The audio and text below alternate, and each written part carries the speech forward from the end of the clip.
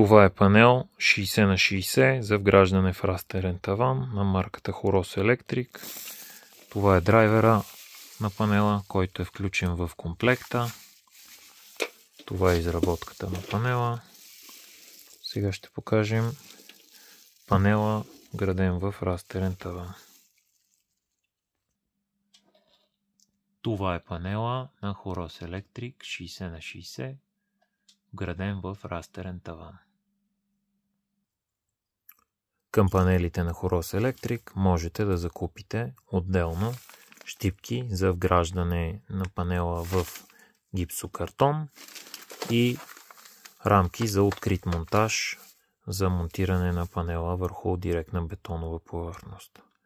Панелите за растерен таван не изискват нищо друго за вграждане в растерния таван, освен панела и драйвера, който е включен в комплекта.